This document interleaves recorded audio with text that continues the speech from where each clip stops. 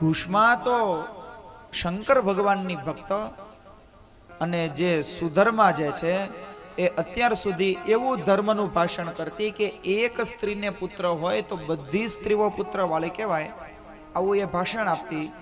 હવે એને અંદરથી થોડોક પસ્તાવો થાય કે આ પુત્રના હિસાબે આ ઘુષ્માનું માન વધે છે. આ ઋષિ મને બરાબર બોલાવતા નથી, આ પાડોશીઓ મને બરાબર બોલાવતા નથી. અંદરો અંદર બધી બળતરા, અંદરો અંદર એકબીજાની ઈર્ષા, અને એ અંદરો અંદર જ મત્સર મત્તઃ અગ્રેસરતી. આ મારે કરતા આગળ નીકળી ગઈ, આ માણસ મારે કરતા આગળ નીકળી ગયો. આવી મનમાં ઈર્ષા ધીરે ધીરે થવા લાગી, જેને મત્સર કહેવાય.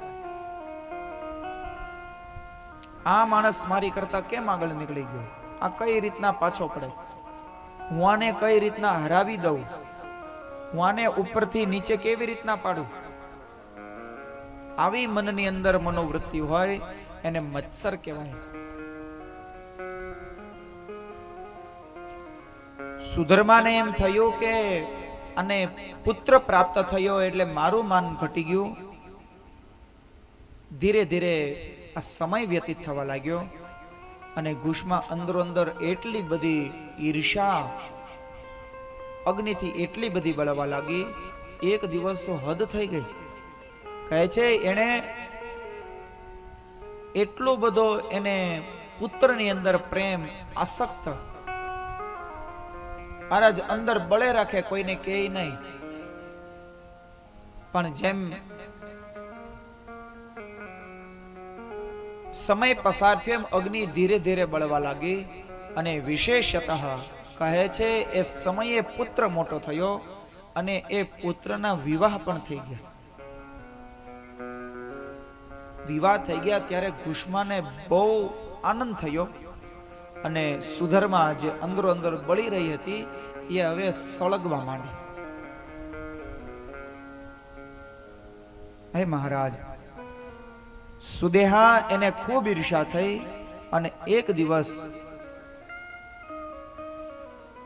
પોતાના એ જે દીકરો જે છે ઘુષ્માનો, એ પોતાના જ દીકરાને, સુધર્મા જે છે એને ઘુષ્માના દીકરાને મતલબ પોતાના જ દીકરાને એક દિવસ રાત્રિના સમયે કાપી, રાત્રિના સમયે એને મારી, એના શરીરના ટુકડા કરી અને બાજુમાં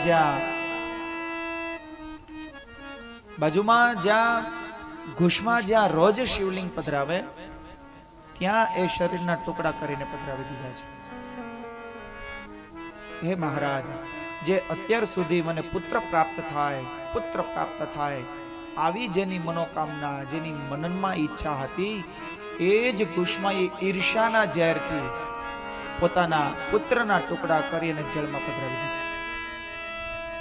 સુધર્મા એમનાથી આ બધું સહન ન થયું કે આ ઘુષ્માનું આટલું બધું માન.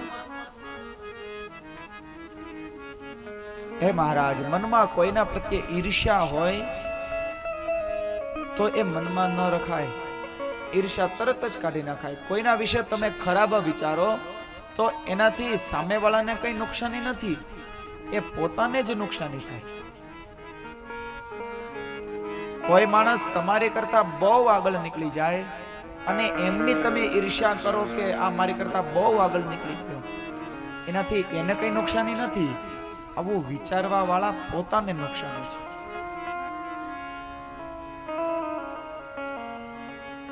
જે માતા ક્યારે પોતાના સ્વપ્નમાં પણ ન વિચારી શકે એવું સુધર્મા એક અકૃત્ય કે જે ક્યારેય કોઈ માં ન કરી શકે એવી સુધર્માએ એ ઘુષ્માના દીકરાના રાત્રિના સમયે હત્યા કરી, ટુકડા કરી અને જે જગ્યાએ ઘુષ્મા એ શિવલિંગ પધરાવતી હતી ત્યાં જેણે પધરાવી દીધા.